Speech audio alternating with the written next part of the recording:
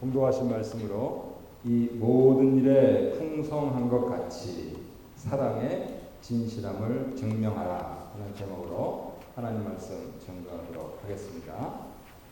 두 가지 대지가 되겠는데요. 첫 번째는 풍성한 모든 일, 두 번째는 보여진 사랑입니다. 풍성한 모든 일은 하나님의 일입니다. 오늘 사무엘 본문을 보면은 사지에서 결코 물러나지 아니하고 독수리보다도 빠르게 사자보다도 용맹하게 싸우던 사울왕과 요나단 태자의 전사 소식을 듣고 다윗이 아직 왕이 아닙니다. 왕위 경쟁자가 사라졌다 이렇게 해석을 하지 않습니다. 대신에 그들이 몰한 그 전장터가 저주를 받을 것이다 이렇게 해석되고 있습니다. 하나님 세우신 왕과 태자의 죽음을 자신의 이익으로 생각할 수 있습니다만 그렇게 생각하는 것은 그 소식을 전해주고 상을 받으리라 생각했던 아말렉 도발꾼이나 오늘 다윗이 교가한 노래에 나오는 블레셋 딸들의 사고방식입니다. 세상 방식입니다. 믿는 사람은 그렇게 하면 안 됩니다. 어떻게 그럴 수 있냐면 다윗은 자기를 증오했던 사울에게 집중하지 않았습니다. 나를 증오한 사울에게 집중한다 하는 것은 그만큼 내가 내 중심이라는 뜻입니다. 반면에 사울을 향한 하나님의 뜻이 무엇일까? 그것을 궁금해했습니다. 나보다 높은 분이고 장인어른이시죠?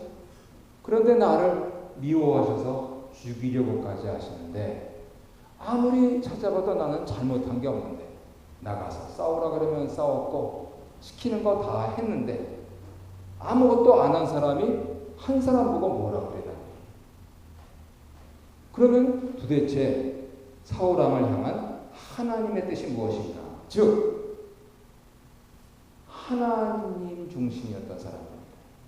그래서 하나님께서는 이러한 다윗의 마음을 받으시고 다윗은 나의 친구다 이렇게 말씀하십니다. 누구나 다 자기중심적으로 살아가는 세상에서 더구나 자기를 미워하는 사람이 있는 가운데서 하나님만 생각하는 사람이야말로 하나님의 친구지. 그 누가 하나님의 친구가 되겠습니까? 그만큼 하나님 중심이기 때문에 사울의 죽음을 그 죽음 자체로 받아들이는 것이죠.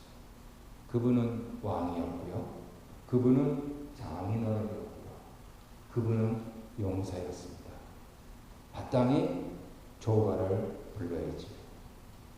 더구나 왕의 경쟁자 한발 앞선 정도가 아니고 전혀 출생 성분이 다른 요나단의 죽음을 진심으로 애통했습니다.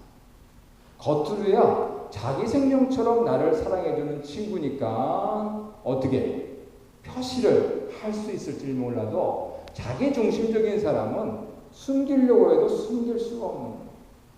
그런데 하나님께서 하시는 데 대해서 궁금한 사람은 경쟁자일지라도 진심으로 그가 나에게 했던 것 이상으로 나도 저에게 진심으로 통할 수가 있는 것이죠. 그래서 심지어는 자신이 소속한 유다 족속 이제 베냐민 출신의 왕과 태자가 죽었다라고 하면서 환호성을 지를 준비가 돼 있었던 유다 족속에게 그렇게 해서는 안 되고 오히려 이분들을 위해서 조가를 지어서 백성들을 가르쳐서 널리 알려서 얼마나 큰 국익의 손실이며 위대한 인물이 가신 것인지 하는 부분들을 가르치라 명했던 것이죠. 하나님 중심적인 사람들은 모든 사람에게는 장단점이 있다는 사실을 압니다. 장점만 있는 사람 없고요. 단점만 있는 사람 없습니다. 모든 일에는 호불호가 있습니다. 좋아하는 게 있으면 싫어하는 것도 있습니다. 이것을 이해하고 제 자리를 찾는 것, 그것이 바로 인생을 풍성하게 사는 길입니다. 제 자리에서 기뻐할 때 기뻐하고 슬퍼할 때 슬퍼하고, 더구나 나 혼자만 그러지 말고 두루 모여서 더불어 그럴 수 있는 것, 이것은 이 말세의 기독교인들의 능력입니다. 나홀로 신앙 찾으면 안 되고요. 기뻐해야 될 때인데 엉뚱하게 슬퍼하고 있고, 슬퍼해야 될 때인데 엉뚱하게 기뻐하고 있고, 그러면 이 뭐가 안 맞잖아요. 어르신들 용어로는 괴가 안 맞잖아요. 이 뭐가.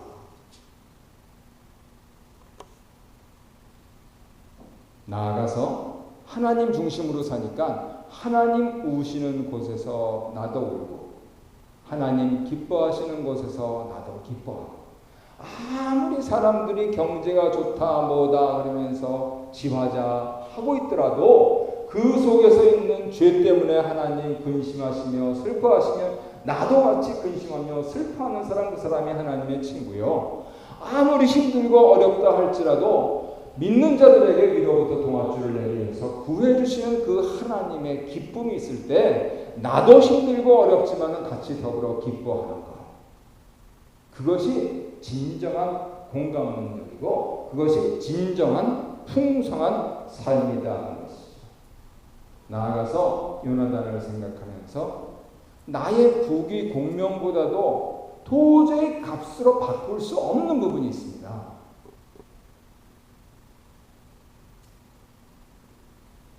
나의 배우자가 도저히 값으로는 바꿀 수 없는 그러한 존재다 하시는 손 들어보세요.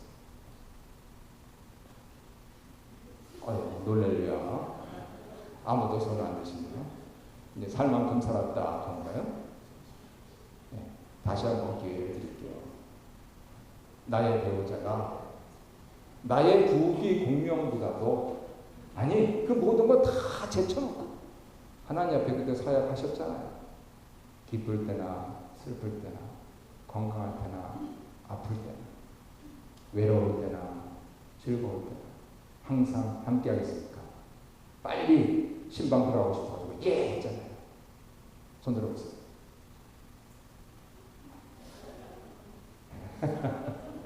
네, 저 뒤에서 억지로 손 드시는 것 같습니다. 그래도 할렐루야. 네, 이렇게 손 드는 게 중요한 거예요. 이게. 그런 걸 생각하면요, 다시 힘을 내야죠. 다시 힘을 내야죠. 세상에는요, 나의 부귀 공명보다 더한 것 훨씬 많고요. 프라이스레스, 가격으로 환산할 수 없는 것 너무 많습니다. 무엇보다 가장 중요한 것은 오직 하나님 주권 사상. 모든 것을 하나님 뜻에 맞춰 살아야 내 탓도 아니고 남 탓도 안 하게 된단 말이에요. 하나님 뜻을 알아야 탓하지 않는 인생을 살아요. 결국 이 시간도 지나가면 내 인생에서는 돌아오지 않는 시간인데 왜 남 탓하고 있어요? 내 탓하고 있어요. 하나님 뜻을 여쭈어야죠. 다윗처럼. 오직 이 하나님 주권 사상으로 인생의 희노애락을 제때 제자리에서 누리는 것, 그것이 이제 거의 끝나가는 잠언이 말씀하시는 지혜로운 삶을 누리는 것입니다. 이처럼 모든 일에 풍성하신 하나님을 경험하시면서 오는 주간도 여러분들께서 사시길 바랍니다. 두 번째로는 보여진 사랑입니다. 사랑한다고 말해야 알 수 있잖아요. 20주년, 25주년, 30주년, 50주년, 75주년 뭐를 좀 줘야지 사랑하는 거 알 수 있잖아요. 그렇죠? 모든 아내들이여 찬성하십니까? 네. 사랑은 보여지는 거예요. 한국에서는 뭐 거기에 그냥 그걸 뭘 말로 하나 자자. 그 지가 좋아서 자제하는 거지. 말로 해야 돼요. 그래서 사랑은 보여지는 겁니다. 근데 우리 예수님께서 고린도서에서 말씀하셨듯이 하나님 아버지 이 주권 사상 이 하나만으로 자기를 부인하시고 죽으셨습니다. 그래서 하나님 주권 사상 이 하나만으로 자기를 부인하고 죽으셔서 죄로 죽었던 우리를 다시 살게 하셨습니다. 그의 이름을 우리며 그의 보혈을 믿는 자는 동물의 피가 아니고 순결하신 어린 양, 유일하신 독생자의 피를 믿는 자는 무릇 죽었어도 다시 살게 하셨다는 것이죠. 예수님께서 이렇게 하신 것은 부유하신 그분께서 가난하게 되셔서 가난해진 우리가 부유하게 된 것이라고 사도는 설명을 합니다.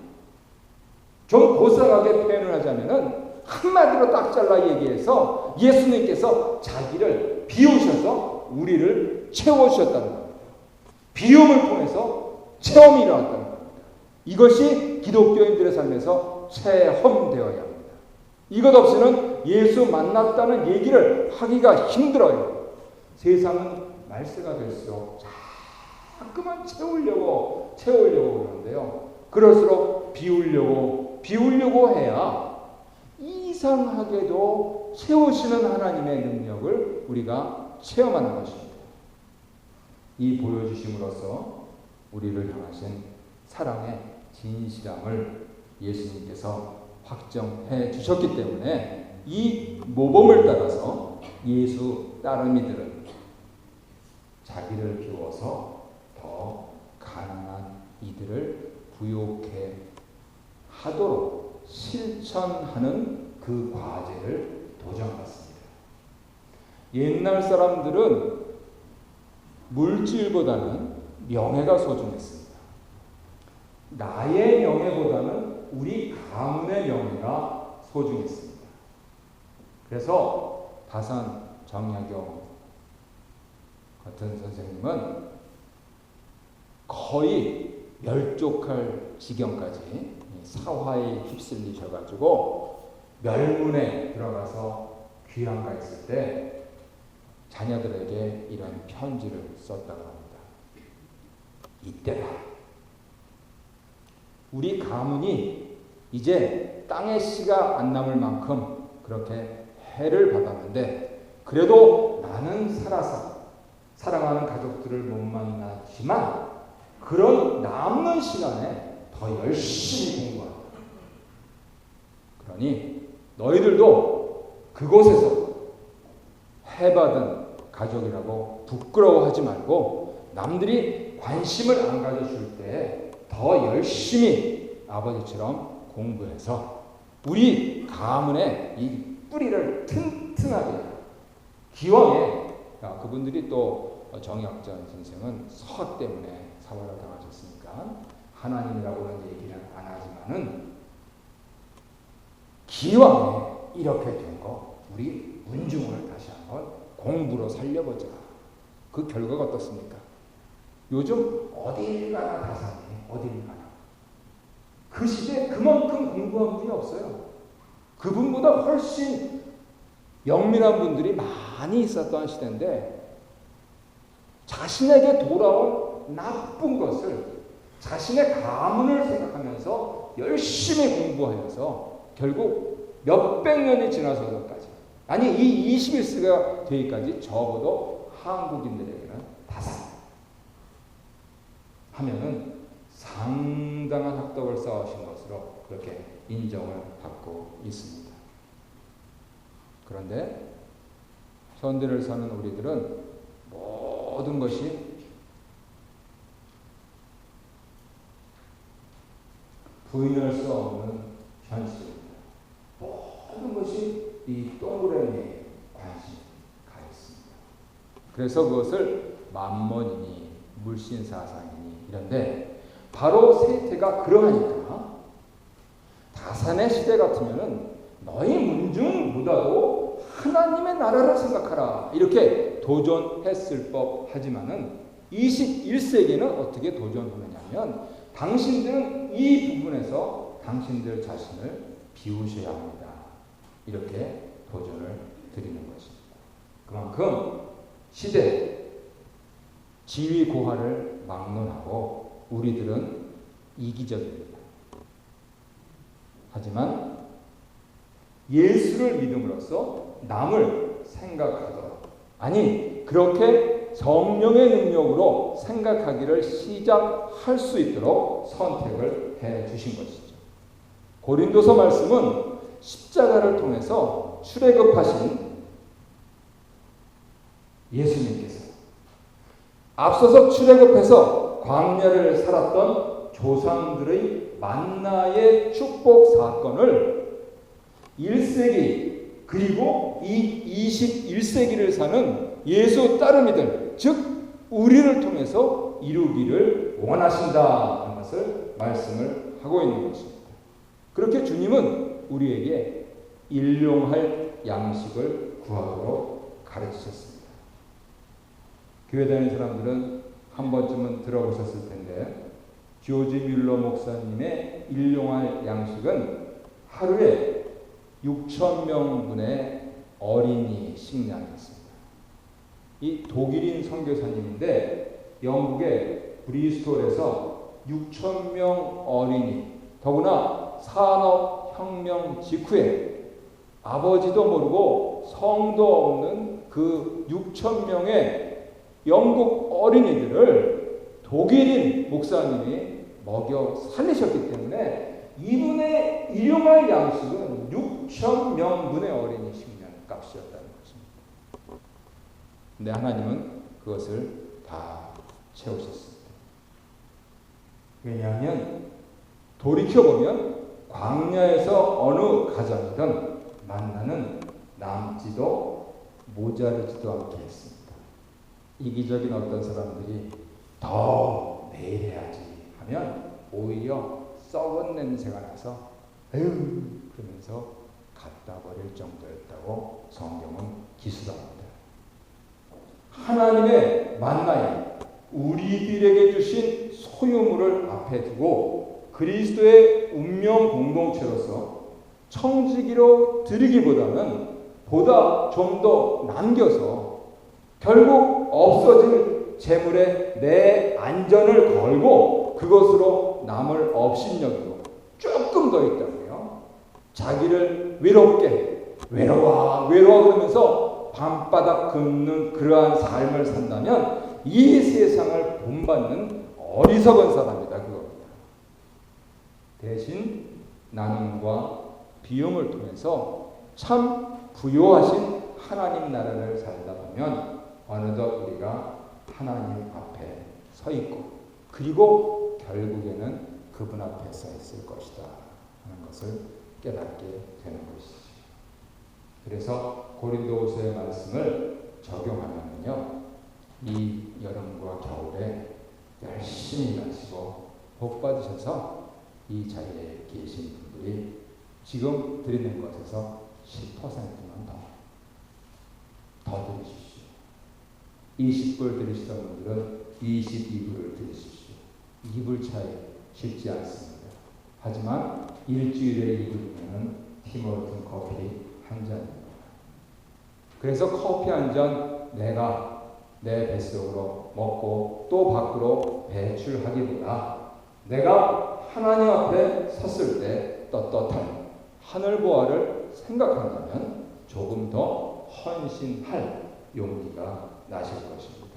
그렇게 해서 마련된 재화를 가지고 교회에 헌금하시거나 어려운 이웃에게 전달해 주시거나 또 아시는 선교사님들에게 그렇게 보내주신다면 하나님께서 정말로 기뻐하시고 우리 가정과 교회에 그 풍성하신 그 부유하신 복을 내려주실 줄로 믿습니다. 말씀의 결론을 맺겠습니다.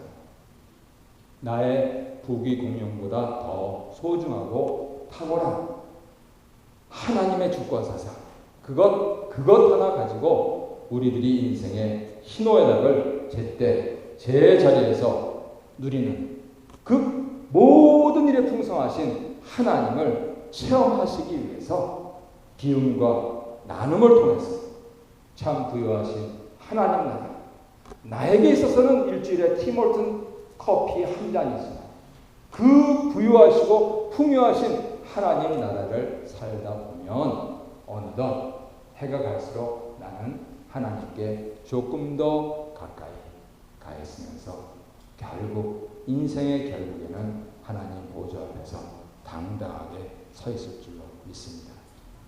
우리 성도님들께서 이 말세, 과연 하나님께서 나에게 챌린지 하시는 것이 무엇인가 잘 깨달으시고 꼭 우리 교회만 생각하지 마시고 주변에 힘든 분 나와 있어요.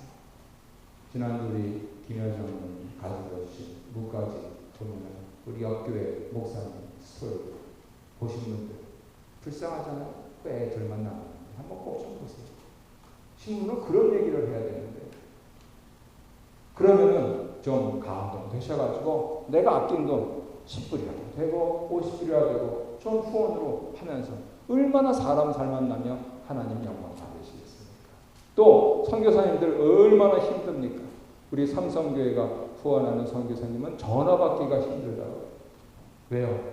한국에서 때리릉 전화가 오면은 우리 교회가 요새 힘듭니다. 후원은 끊겠습니다. 이 전화밖에 안 한다는 거예요. 그랬을 때 멀리 타지에서 많은 것은 아니나 선교사님 위해서 기도드리고 있습니다 하면서 그 경성을 보내드리면 얼마나 눈물로 가정과 교회를 위해서 기도하시겠습니까? 그래서 이러한 좋은 일들이 선순환적으로 일어나면서